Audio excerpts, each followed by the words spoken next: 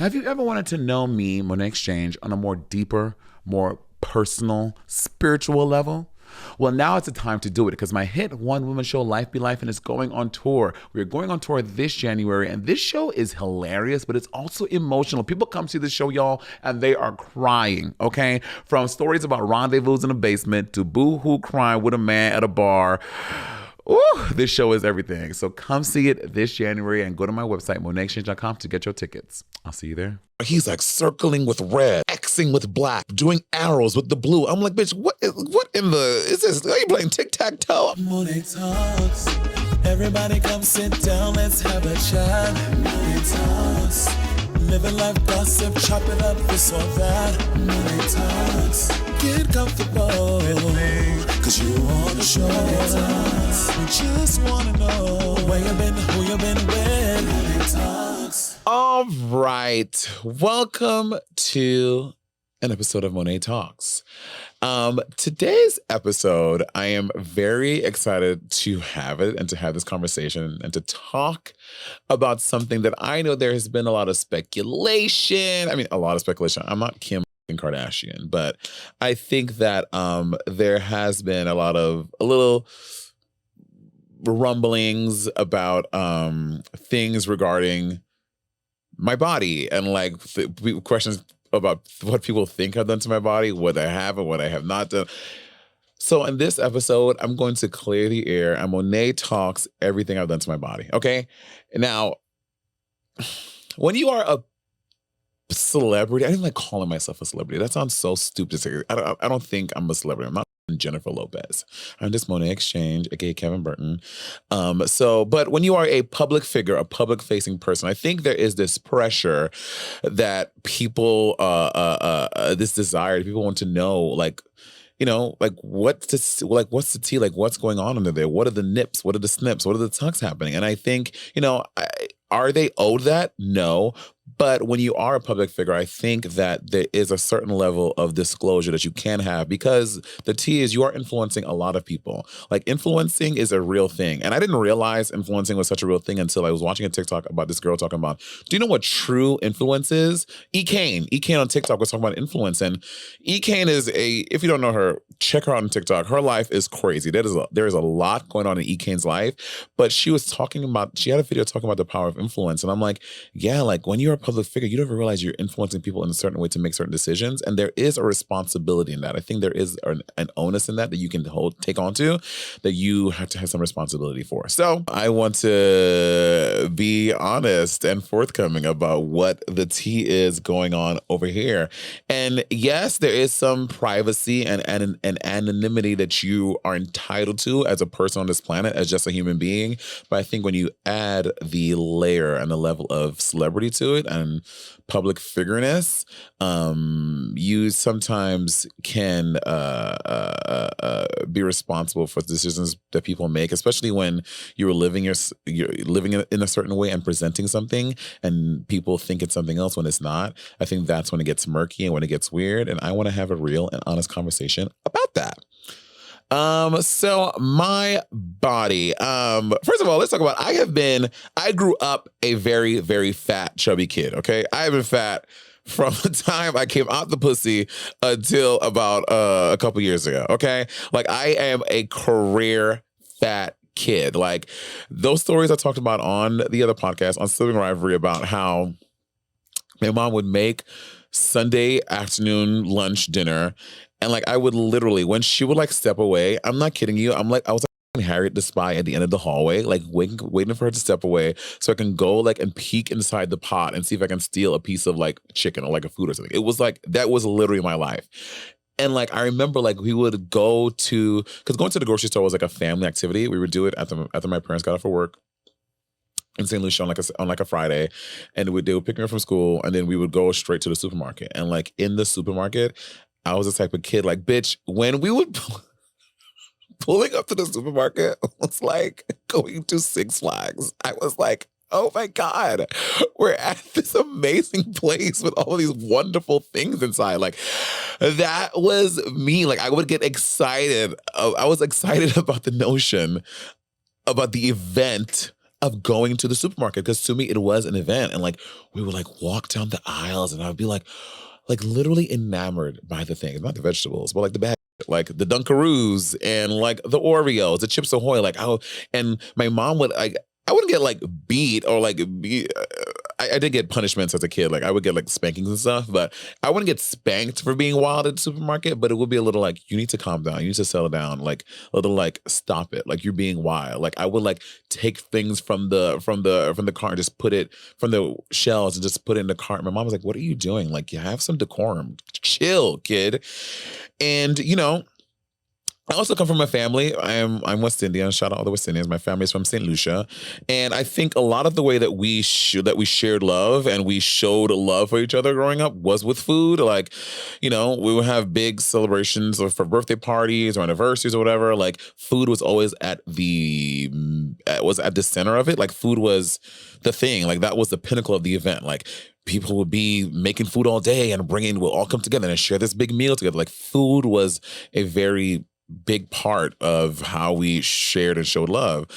But also in that same breath though, like when you are that kid, that little chubby kid, people would not hesitate, or they had no reservations about like letting you know. Like my family would come in and see me. They comment on your body. They're like, "Oh, you got some real fat there." You know, they say that stuff to you, and like that stuff sticks in your brain. So I've had this battle with food for a long time. And I remember also, like, they try to get me to, like, do sports and shit to kind of, like, you know, thin me out. Like, they put me in JPD football. Well, JPD football was twofold. One was to kind of get me active and get my body moving. But also, I think the gay was showing a little bit. So they thought, like, football, macho activity. But football kind of had, like, the opposite thing they wanted, because like I was just like gawking all the boys. Like I would be like, "Oh, Ricardo, stop. Ricardo, stop. Ricardo, stop." Like I was just, they could tell that was not helping. So it took me out of that. And you know, I go through high school and college. After I left college, that's when I got into fitness. Like I was like, I am going to be a fitness girly. And I got me my own gym membership at the Bally Total Fitness on Kings Highway in Brooklyn. And that's also where I discovered the steam room. And so I was, going to the gym. Like I was like, I'm getting both things. I am going to the gym to work out. I'm also seeing hot guys in the steam room. I might touch a little ding-a-ling. Like it was a great, like I loved going to the gym. Like that's when I fell in love with the gym, like 22, 23. So I was working out a lot.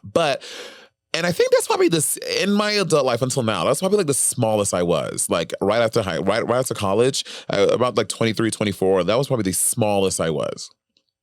I was really, really, really going like on my fitness. Like I discovered Insanity. I would do like I would do Shanti Fitness, Insanity in the morning. And then I would like work, and then I would do go to the ballets at night, because that's when the steam room was the most popping, was at the night.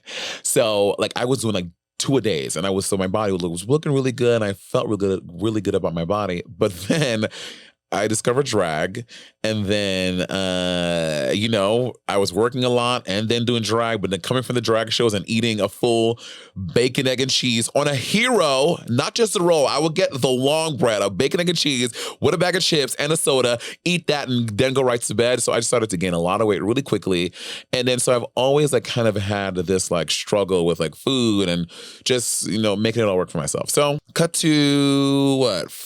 4 years ago, 4.5 years ago, you know, the world slows down and we're all in this pandemic. And I'm like sitting at home, like just, again, eating, consuming all the things, just not taking care of my body in the right way. And I was like, I'm just so sick of this. And now it's around the time, well, I don't know where it's at in the world, but like I was gaining consciousness about surgeries that people were doing.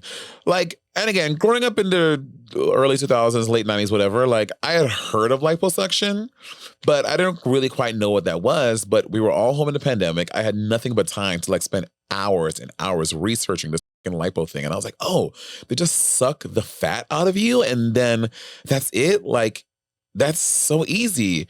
But I looked at the money and it was expensive, but now I was on Drag Race, so I had a little coins.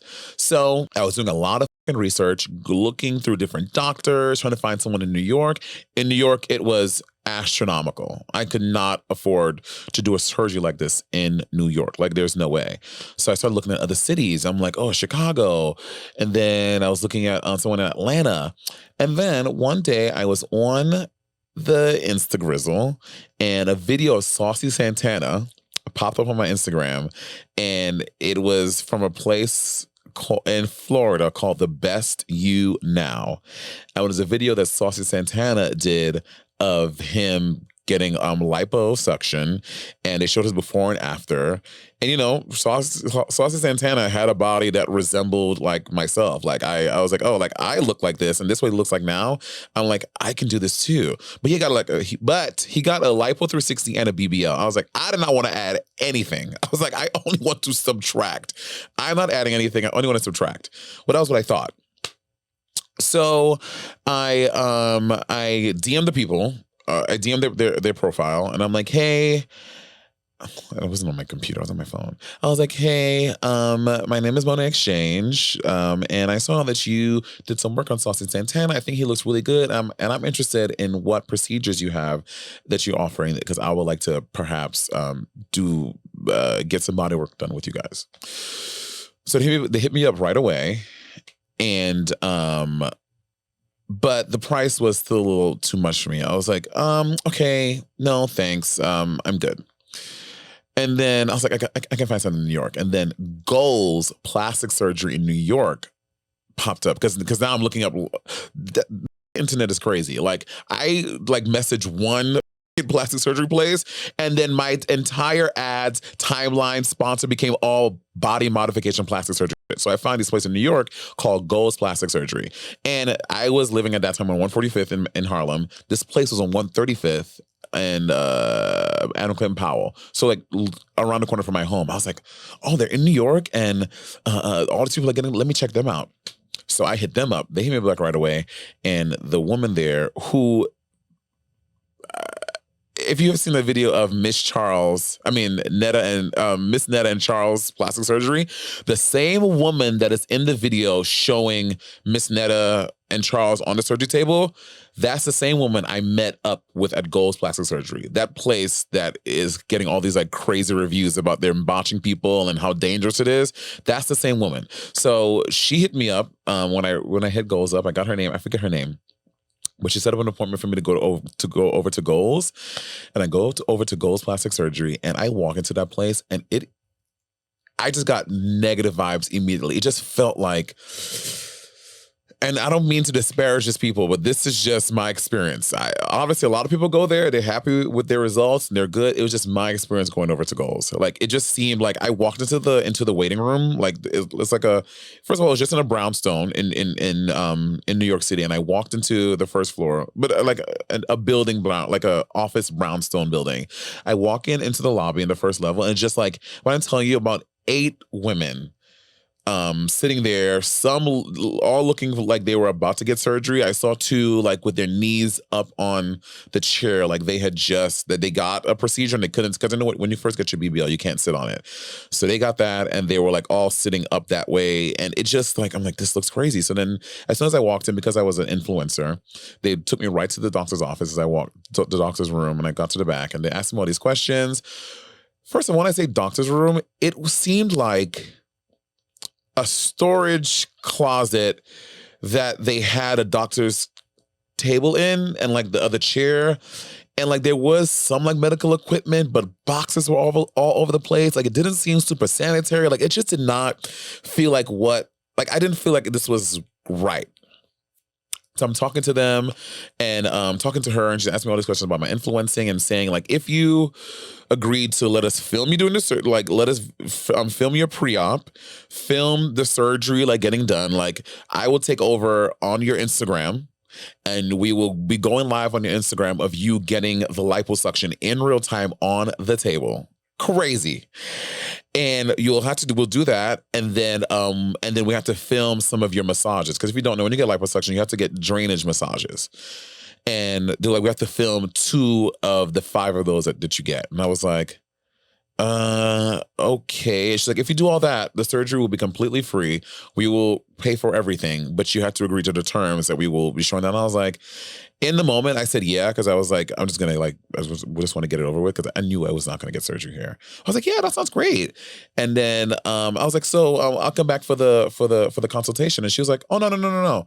The doctor is next door. Just he's gonna come in this room. Just take your clothes off and we'll do it. I was like, can I get like, what is that called? A little robe, whatever it's called. The thing that your ass is exposed, like the office, the hospital gown, right? I was like, can I get a hospital gown? She's like, sure. So she opens the door. She gives me the hospital gown. She does not leave the room. I had to take my clothes off. And the doctor comes in and he's just like looking at my body. He's like, oh yeah. He's like pinching areas. He's like, yeah, we can take here. Blah, blah, blah. And then so like after about like 10 minutes, he leaves and I go and she gives me the paperwork that I have to sign. I was like, I can't sign it today, but can I just go home and just read everything over and I'll sign it and I'll come and bring it back tomorrow. Bitch, I get out there. I'm like, no. I was like, there's no way I'm doing that. Imagine giving somebody my phone and they just like videoing me getting like a rod sucking fat out of your body. I'm naked on this table. Like that sounds insane to me. I'm not doing that. Absolutely not. Like, no. So I get back home and now I'm feeling, this is like around like May 2020 or I don't now timelines, I'm so fucked up with time. But anyway, so I get back home, I go back to the Best You Now. And I'm like, hey, sorry I fell off with communication, but I'm really interested in getting the surgery. And then so they get back to me again, and I talk to this woman, and I talked to her on the phone. And then she was like, okay, if you want an in-person consultation, you have to fly down here to Florida, and you can see the doctor, and we can like talk through, and you can have a pre-op, and you can talk to everything. But I think I did a virtual one with him first to even see if I was a good candidate for it. And then that's when they said, you should come down to Florida. So me and my best friend, Dewan, he comes with me to Fort Lauderdale, Florida. We make a little like a weekend because in a pandemic, Florida did not have the same restrictions as everyone. Like Florida was like cool. Like you could like go to Florida and just woo! Florida was just open season. So I think this was summer 2020, maybe like July, I want to say. So we go down to Florida and I go for this consultation with them. Like night and day, the facility was just different. Like this was like an actual facility. There was a hospital like down the street, and we go into this place. I meet this doctor. A friend of mine was recommended. He's like, every doctor you meet for plastic surgery, she had some procedures done before. He's like, you should go check them on I forget that website. It's just the one that you check out. Real Self or something like that, where you see like what doctors are board certified, like if they have had any deaths. It tells you like everything on there. So I go see this doctor, I forget his name. And when I meet him, he seems great. He's telling me I'm a good candidate. He like showing me like where, like everywhere that we can do the surgery. And I was like, I'm interested in Lipo 360. And he was like, what about the BBL? And I was like, I have a lot of material. I don't think I'm interested in BBL. He was like, he was like, yeah, you're good. But he's like, we could always do like a little more. And I was like, no. I was like, I don't think so. Like, I don't think I need. And he was like, okay, if you don't want to get the BBL, you don't have to get the BBL. So I opted to not get the BBL, just Lipo 360. Which, if you don't know what Lipo 360 is, they basically they do the liposuction on your entire midsection. So the front, your flanks on this, they love handles, flanks, and they do your back. And that's where you get the lipo. That's Lipo 360. So after the consultation, everything is good, and they give me a date for September. And so, and this one, all I had to do for them, they were offering me a discount. The surgery is normally $10,000 to do the Lipo 360, but if I agreed to do, they were not going to record my procedure or anything like that. The only agreement was that I would have to like record myself doing like, because they didn't only do invasive surgery, they also did like things like they had like a spa there, a hair thing, like they were like a bunch of self-care things. So like if I agreed to like film myself like in their spa, like sliding on the swinging on the slide thing they had, like It was so random. Like, I think that it was a steal, that they would knock half of the price off. So instead of $10,000, it would cost $5,000. I would get the full Lipo 360, and I did not have to do any videos of me saying I'm getting that surgery, videos of it, nothing. And at that time, I think that the reason why I was like, I didn't want to have videos of me doing that, because there was still like there still is some shame about that. Like you're made to feel, and some of this is of my own making, 100%, but like, you're made to feel like you're like, to be ashamed that you opt for a surgery to help you get to a place. And I'm like, bitch, for all of you not fatties out there, like, let me tell you something. We are the fat girls, honey, we are built different. Like, I have friends that be like, oh my God, what time is it? 8 p.m. I forgot to eat today. Forgot to eat? Forgot to, Are you a forgot to eater? Well, these people who, I'm like, never in my life have I ever forgot to eat. I don't, like, that is not a feeling I have ever had. Bitch, when I wake up in the morning, I'm thinking about, the night before, I'm thinking about breakfast. Like, all day, I'm thinking about, dinner. Like, the forgot to eat girl, that has never been my thing. I have never been a forgot to eat. Never. So, there was some shame about, like, I'm like, I don't want to record myself. Like, I have this, like, shame about that. So I was happy that this place was not making me do that. So my friend Dewana, so I agreed to their terms. Yes, you can film me in your spa doing a little facial. Like, sure, I don't care, whatever. Which, by the way, it's never come out. I recorded all the things, but it never came out. So the surgery was set for September. My friend Dewan couldn't come with me, so I hit up Bob, and I was like, hey, girl, so I'm getting this thing, and I need you to come down with me to Florida in September to do this. Like, I don't have anyone else to go with me. I don't trust anyone else. Like, I want you to come with me. And Bob, without batting an eye, he's like, yes, Monét, absolutely. So Bob and I rent this Airbnb because I was getting the surgery, and then I needed to be there for 2 weeks to recover and do all the, no, I think it was 1 week, and then I can travel after a week. And then so Bob flies down with me to Florida. We get this Airbnb, and this place, they took care of it. Like, they had a black car pick us up from the airport. It took us to our Airbnb. The day before, I got 2 days before the surgery.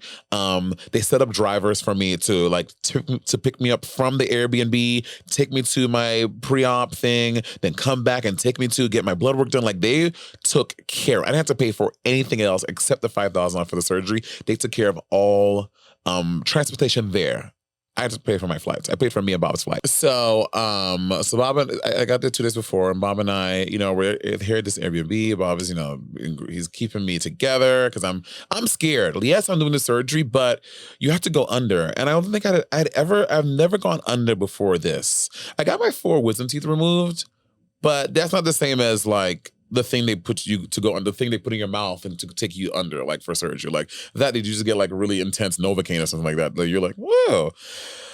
But so I'd never been under before, so I was so nervous because I'd heard like it's like the wrong anesthesia, like you could like, you can get in trouble, like all this stuff. So you could possibly die. Like, that's what people tell you. I don't know how likely there's people die from that, but I hear that, I was nervous. So the day of the surgery's there. You can't eat anything from the 24 hours. So, my surgery was at I think my surgery was at late. It was actually early. It was probably like something 1 o'clock in the afternoon or something like that was my surgery, but I had to be there like 11 o'clock. So I get up that morning, nervous as Bob is with me the entire time. We get to the place. They do all the pre-op things. I go into this room and you derobe. And they just have you naked. And girl, it feels like you feel like a pig on it. You just feel like a fat pig getting like, they're marking your body for which parts they're going to cut off and sell in an auction. So the doctor's there. I'm standing naked in front of this doctor. Well, not naked. They have this little triangle cloth just hiding my penis. Well, not little triangle, but And so I just hiding, and he's like circling with red, Xing with black, doing arrows with the blue. I'm like, bitch, what in the, is this, are you playing tic-tac-toe? I'm like, what are you marking up like this? But he's like marking up my body. And if you go to my Patreon, I am going to share some of these pictures on the Patreon of what I looked like. So if you're listening to this, go to our Patreon. You will see the marked up pictures of me. Oh my God, I'm showing my old body. Ah! Sorry, I'm screaming to the microphone. Sorry, Land. So he's like marking me up. And I'm like, in this moment, I'm like, oh my God, am I really gonna go through this? I'm like, am I really going to do this? I'm like, do I have to do this? I'm like, Kevin, you're so beautiful. You're so lovely. Like, why are you doing this? I'm like, I know why, because bitch, I want to be skinny. I've been a fat girl all my life. I want to be skinny. And then so Bob is in the room. Bob is watching this in real time, by the way. He's like, Monét, do you want me to leave? I was like, no, please stay. So it's just like watching this guy mark me up, and he's like seeing my eyes. And Bob, bless him, he's such a great friend. He's like, Monét, don't worry, you're gonna look. You want this? I'm so proud of you. You're gonna be so good. Just really like talking me through it as this thing is happening. So it's time. They come get me. They put me on the table, and they wheel me into the operation room. Bob can't come in there.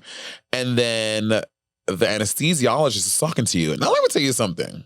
A lot of things about surgery are scary, but baby, going under is everything. Have you ever gone under for something? Oh, it's everything. Like, I was like, this is like crazy. So if you've never done it, this is what happens. So they're talking to you and they're like, so how you doing? I'm like, everything is good.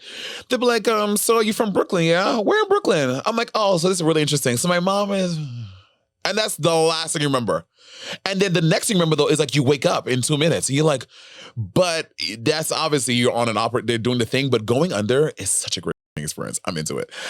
And what you hear, apparently Justin Bieber and stuff, when he gets like a lot of his crazy tattoos, he makes them put him under so he doesn't have to stay up for it. I mean, that's money because anesthesia is like, it's like the most expensive part of it. So it's like $5,000. Like, it's crazy. Well, not $5,000, like $2,500. Anyway, so I go under, I wake up, and then my next memory after going under is just waking up freezing cold on this table. I am just shivering. I'm like, my teeth are chattering so much because I think, I don't know how it all works with science and algebra or whatever, but I think being under, maybe your blood isn't circulating as much as it should. I don't know, but I was freezing. So they have me in like foil blankets, like all this stuff on top of me. And then the first thing I'm like, oh my God, am I waking up because I'm dying? I was like, am I coming back to life because my body's like, you're dying, like see the world one last time before you go? And then the doctor's like, you're fine. Everything went well. You're just waking up, and they try to talk to you. So you're like staying conscious and you're not like in limbo or thinking like you're gonna leave this earthly plane. So they reel me into the thing, and then, I had the tube down my throat, so I can't talk either because it's like, I don't know the science behind it, but I'm like talking like this. I'm like, ugh. It's like, can't really make sentences. And then the next thing I remember, I see Bob. He's like, hey, you did so well, Mo. You did so well, Mo. I'm like, is everything okay? He's like, yeah. He's like, I'm like, Bob, am I gonna die? He's like, no, Monét. He's like, Monét, you're fine. And then he made some stupid, knowing Bob, he made some stupid joke. And then I was like, it's not time for jokes, Bob. I want to know if I'm gonna be okay. He's like, Monét, you're fine. And then so, I forgot a really crucial point to this thing. So in Getting Life with 360, he was like, just so you know, you're going to have excess skin. And he's like, so either we can do the lipo 360 and just worry about the skin later. You can do that later, or we can preemptively just give you a tummy tuck. And I was like, a tummy tuck? Like having like, what does that mean? It's like, it's like the surgery. It's a surgery where we cut off an excess skin so that you don't have like a hanging fat. You don't have a hanging skin like after you, with the weight loss. I was like, he said, well, we can't tell. He was like, your skin seems like it'll bounce back, but it's a strong possibility. I was like, well, I don't want to have to like do two things. Like that seems like so. I was like, I'd rather just get it all done now and not to worry about it. So I okayed them to do a tummy tuck. But he said it wouldn't be a full tummy tuck. It'll be a mini tuck. Because when women get a tummy tuck, it's only after C-section. They cutting through like all those. They're cutting like all the things, right? So mine was a mini tuck. It's gonna be like a smaller incision, not like all the way wide, and it was gonna be less invasive than a tummy tuck. And so I just approved it. And in hindsight, I wish I didn't, because other doctors have told me, like, you didn't need to do that. So now, I'm not just getting the lipo, which is tough, but I'm also recovering from a mini tummy tuck, which is like another layer on the thing. So after I'm leaving the thing with Bob, like they're lifting me into the wheelchair, into the thing, and I'm like, I'm feeling so sore. But I'm like, this is just like, lipo really hurts. And the doctor was like, hey, just remember, you also got a mini tummy tuck, so you cannot stand up straight for the next week. You need to only be sitting down. You cannot stand up straight, because you can rip the stitches and you really mess things up. So you're only allowed to, if you need to get up, you have to bend and walk bent over, and you should only sit down. You cannot lay down. It was a nightmare. So for the next week, I'm in this Airbnb recuperating with Bob. Bob is taking care of me. He's getting me all my food. I'm sitting on a couch like this with like 10,000 doggy wee-wee pads under me so I don't bleed through. And every time I have to get it to the bathroom, Bob has to pick me up, pull my out of the fucking faja and pee for me. And like I couldn't shower for like it was a nightmare. And what they don't tell you is the itching. Like when you get the liposuction, you're like, I don't know what, I guess your skin is reattaching from when they suck, but it is, you feel like there is a burning layer of fire, a ring of fire under your skin. It is dreadful. I would never, ever, ever do that. I would never do it again. So, and then I also have this tummy tuck that I'm recovering from that I did not need to do because my skin would have been fine. But I think in hindsight, if I'm thinking about it, I feel like they said that so I would feel like I was getting more, so they would feel like I was getting a bigger discount than I was, but who knows what the reason was. So Bob and I had this thing, and Bob is taking me for walks so I can like not get blood clots. I go back to do like some post-op stuff with them like the week later, and I get to go home like a week after. And then so I fly home. Bob is with me the whole time, which, by the way, another thing that I'm going to put on the Patreon exclusive, knowing Bob, as we got back from the surgery that night, he gets my MacBook Pro and he puts a webcam on, and we recorded like a 25-minute video of me and Bob sitting on the couch as I'm recovering from surgery, drugged up on all the things. And I'm going to post it on the Patreon as well. So that video is me fresh out of surgery, hours before, and just sitting on the couch talking to Bob about the surgery. And he was like, Monét, one day you're going to want to use it. I'm like, I'm never going to want to use this. Cut to, here we are. And then so that was that. So I recovered from that. I got the draining massages in New York. I had to find someone to do those, because you have to do lymphatic drainage massages to like get to drain your system of the inflammation or whatever, blah, blah, blah. So I got Lipo360 and I got a mini tuck. And then I did not get a BBL. People swear up and down I have a BBL. I did not get a BBL. I have had a fat ass for my entire life, okay? But what happens is when you get Lipo360, you're shrinking the middle, so the top and the bottom are going to look bigger. But I have not, contrary to popular belief, I have never received a BBL. If you look at the women in my family, it is a long line of thick, big booty bitches, and I am benefiting from that line of women. Okay, so that's that, and then fast forward to 2023. All these drugs are out there, and then I see this thing for air sculpt. And I'm like, what is air sculpt? Because I still, even though I had the Lipo360, I had this like little tiny, like right above my butt. I was like, I want more of a curve. Like, why can't I want that? Now, I had a curve, but I wanted a curve, okay? So I see this targeted ad for this air sculpt. So I go to, I do a lot of research on air sculpt, and it's like the new liposuction. It's a smaller needle and it's less invasive, but triple the results. I was like, this sounds great. So I'm in LA now. And then so I look at this place that does it downtown in Beverly Hills. I go, I set up a consultation. I hit up these people. I hit them up on the same influencer tip, but they were like, okay, influencer, we don't care. The full price is $10,000. I was like, but I have 1.2 million followers, and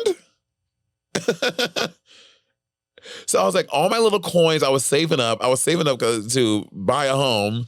I was like, can I like dip into my savings and do this Airoscope. I was like, I just really think I need this. I think, again, this is so stupid. I don't know why. Again, but and I do know why. Like, we all, no matter how perfect your body is, all of us can look in the mirror and see a thing like, I just wish this was different.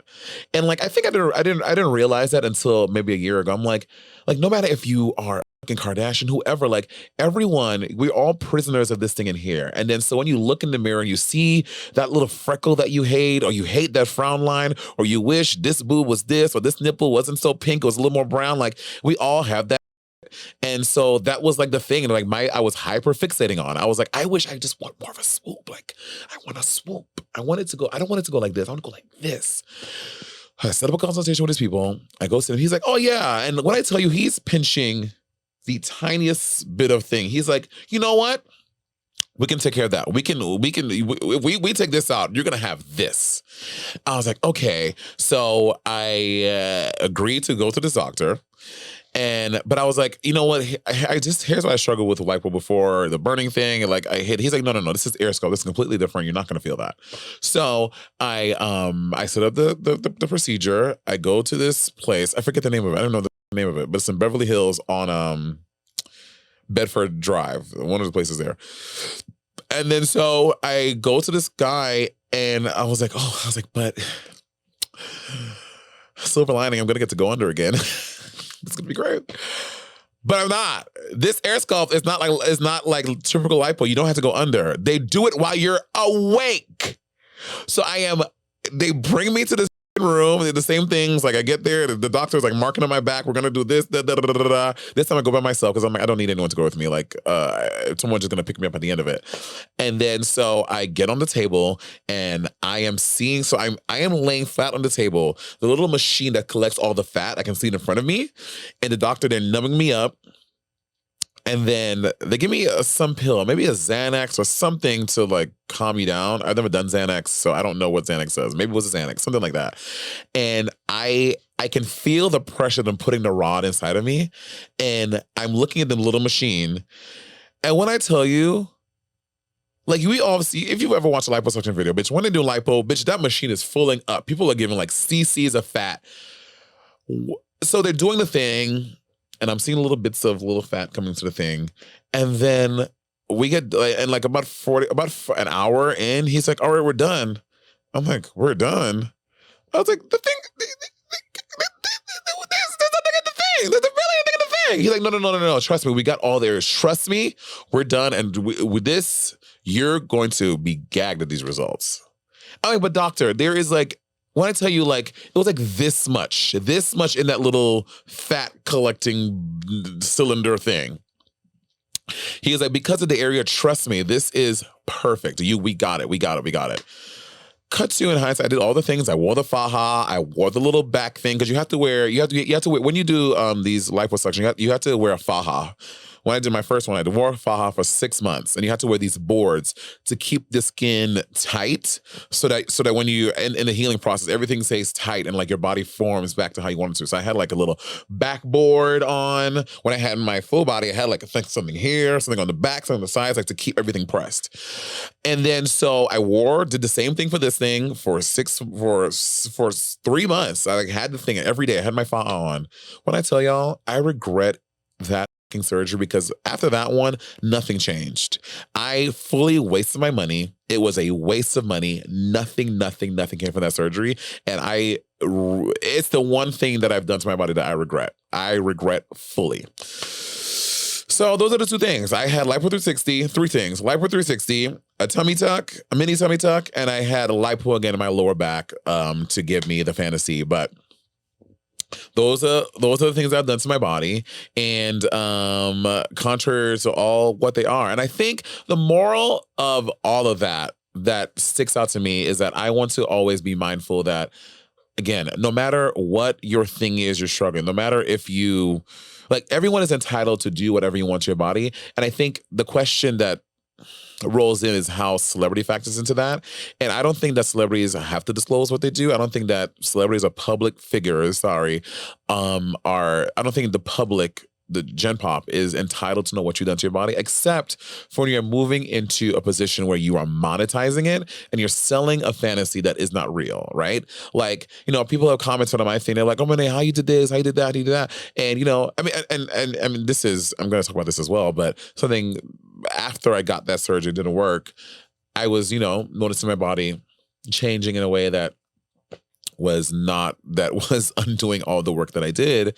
So something that I did get on was Mounjaro. And if you don't know what Mounjaro is one of the weight loss drugs that are out there now. It has tirzepatide. Ozempic is semaglutide. This is tirzepatide. And I did Mounjaro from March 23 until December 23. So that's March, April, May, June, July, August, September, October, November, December, about 10 months. And I think, again, in even taking those weight loss drugs, seems to be so much shame in it. And if people will be like, "Oh, people who take those weight loss drugs, they're cheating." And it's like, no, it's not cheating. It is someone who, it's something for me. What it did for me was took out the food noise. And if you know what food noise is, again, this is for all my fellow fatties out there. Food noise, bitch. Like, thinking about the next 3 meals that I'm going to have tonight, that's the food noise. The food noise is me sitting on the couch, being full from having dinner, but thinking about, but ordering that cake from Magnolia would be good, though. Like, that food noise, it canceled all of that out for me, which was really helpful in maintaining a healthier lifestyle and a healthier diet. Like, again, I have been a gym girly since I graduated college, since I was 24 years old. So about a decade now. I've been routinely going to the gym, but changing my diet was the biggest thing affecting that. Like, you can go to the gym as much as you want to, work out till your heart explodes. But if you're not changing your diet, you're doing nothing to really help yourself. So that was my problem, the food. So what Mounjaro was able to do for me was help me to not eat as much and to cancel out the food noise, which I was always having. Like, the Doritos were always calling me. They're always calling me. The dessert is always calling me. And then it also showed me, I don't need to eat as much food. Like, when I got on the weight loss drug, I realized, I would... And again, I come from a family where food is our love language. We are always cooking, always eating, but I would pack food into my body. Like, I would have a whole scoop of the mac and cheese and a whole scoop of the rice and 3 pieces of the chicken and also the ribs. And then when I got on Mounjaro, I realized,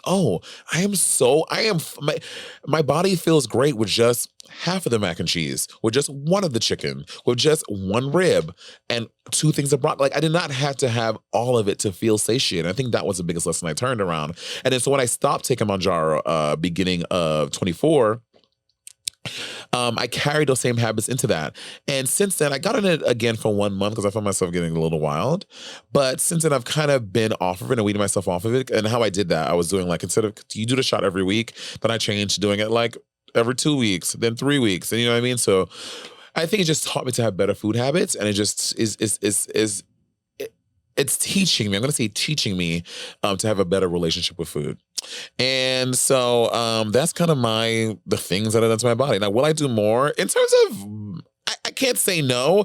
I don't know if one day if bat wings are a thing, I want to take care of that.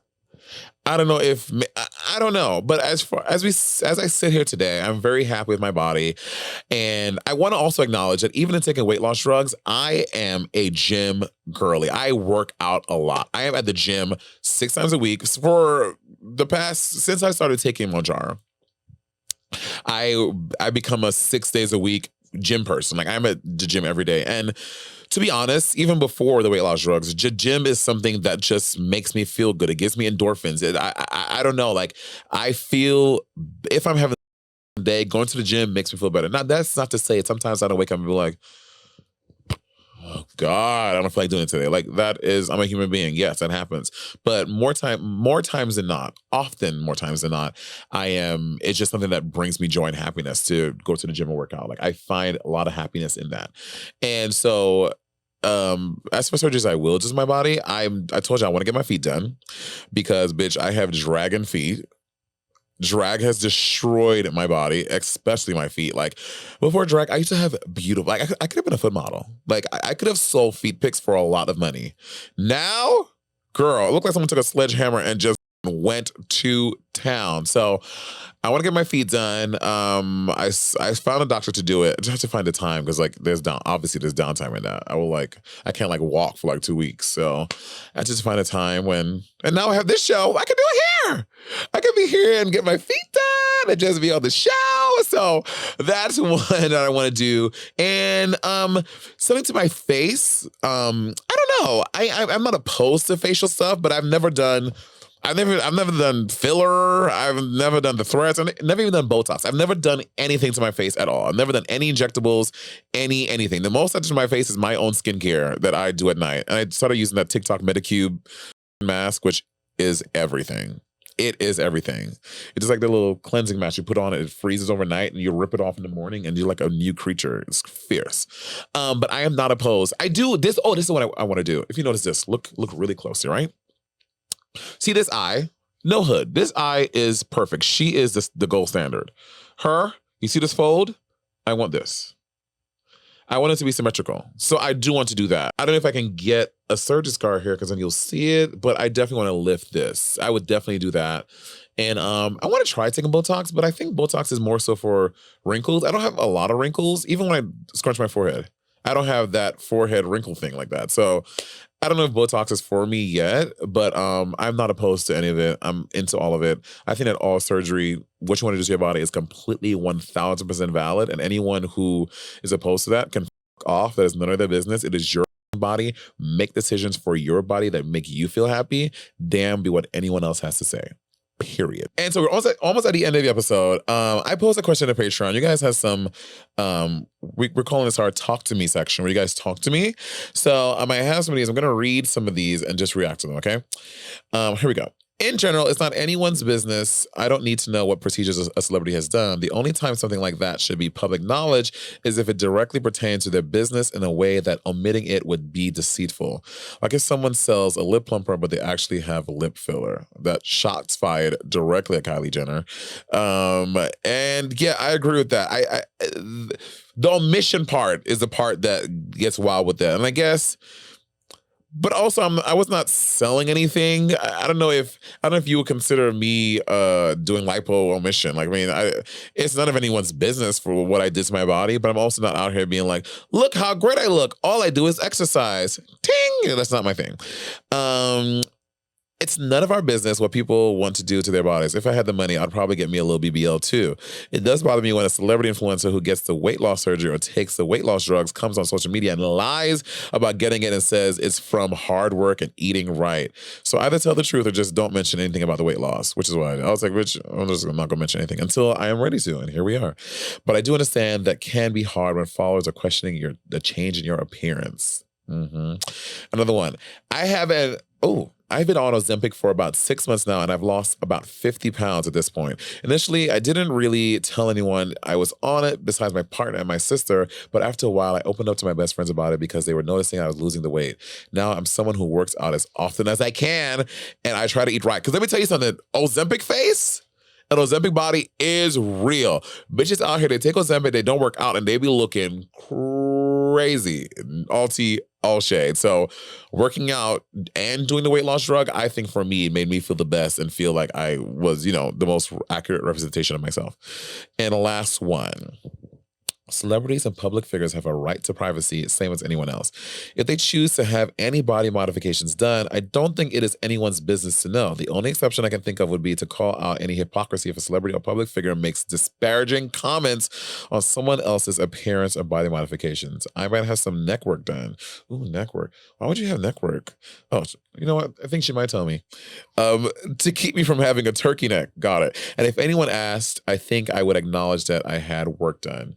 Yeah, I guess turkey neck is a thing, huh? Like the little oh God, I hope I don't get that one day. What do? I guess they probably just cut off the excess skin and sew you back up together. Anyway, this was this episode. Thank y'all for listening. These solo episodes won't be very often, but there are just some things that I just want to talk about that, and I probably will revisit this with other guests, but sometimes I just like it to just be me and you sitting on the couch, talking about a thing and just being fully honest and having real conversation about it, because that's my thing. And I'm sure someone's probably commenting about Monét blah blah blah blah blah, or something I said wrong or whatever. I'm sure that's gonna be out there, but I can only be me and be real in the way that I can. And I appreciate y'all for listening. So until next time, Monét is talking to you. Peace. Monét Talks.